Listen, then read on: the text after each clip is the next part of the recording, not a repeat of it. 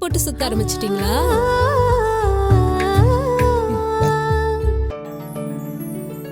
சாப்பிடு. அருண், என்ன விசேஷம்? ஸ்வீட் எல்லாம் வாங்கி கொடுக்குறீங்க? உனக்கு ஒரு ஸ்வீட்டா நீ சொல்ல போறேன். நாளைக்கு பச்சையம்மன் கோயில்ல உன் கழுத்துல நான் திரும்பவும் தாலி கட்ட போறேன்.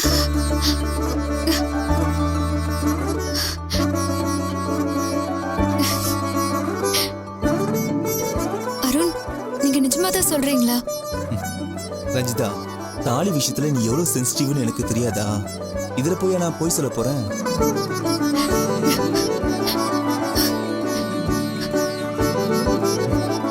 காலையில தான் எனக்கு தெரிஞ்ச ஒரு ஜோசியர் கிட்ட பேசினேன். நாளைக்கே நல்ல நாள் தான், தாலி கட்டிடலான்னு சொன்னாரு. அதை நான் உன்கிட்ட சர்ப்ரைஸா சொல்லலாம் தான் நான் இங்க கூட்டு வந்தேன் உன்னை.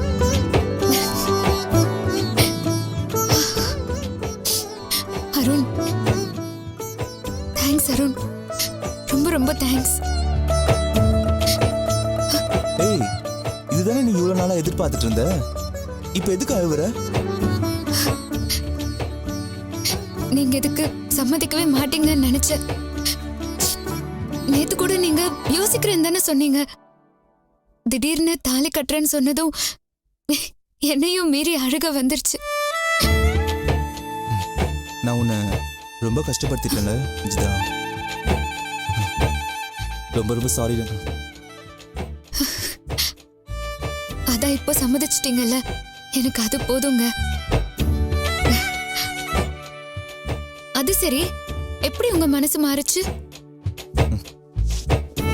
நேத்து நீ ரொம்ப நொந்து போய் பேசினல, அது என்ன ரொம்ப டிஸ்டர்ப் பண்ணிடுச்சு. உன் கழுத்துல நான் தாலி கட்டிட்டேனே தவிர நான் உனக்கு எந்த சந்தோஷத்தையும் கொடுக்கல. எங்க வீட்டுல தங்கி இருக்கிறது மட்டும்தான் உனக்கு இருக்கிற ஒரே ஒரு நிம்மதி. ஆனா இப்போ என்னை நினைச்சு நினைச்சு பயந்து அந்த நிம்மதியையும் நீ தொலைச்சிட்ட. எனக்கு ஏதாவது ஆயிடுமோன்னு எப்பவும் நீ அதே டென்ஷனோடயே இருக்க. உன்னை இந்த நிலைமையில வச்சிருக்கிறத நினைச்சு எனக்கு ரொம்ப சங்கடமாவும் உறுத்தலாவும் இருக்கு ரஞ்சிதா.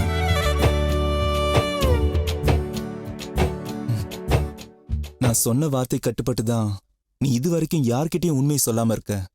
எந்த பொண்ணாலையும் இவ்வளவு பெரிய தியாகத்தை எல்லாம் செய்யவே முடியாது ரஞ்சிதா. இப்போ உன் எதிர்பார்ப்பை நிறைவேற்றுறதுதான் நியாயம் தோணுச்சு. அதான் ரஞ்சிதா, நான் ஸ்ட்ராங்கா முடிவு எடுத்துட்டேன். ரொம்ப சந்தோஷங்க. எனக்கு என்ன சொல்றதுன்னே தெரியல. அப்புறம் நான் தாலி கட்டுறத நீ கல்யாணம் அளவுக்கு ஃபீல் பண்ணி பட்டு புடவைலாம் கட்டிட்டு கிராண்டா வந்துடாத. நீ நார்மலா ஆபீஸ்க்கு போற மாதிரியே வா. அப்பதான் யாருக்குமே எந்த சந்தேகமும் வராது. சாப்பிடு.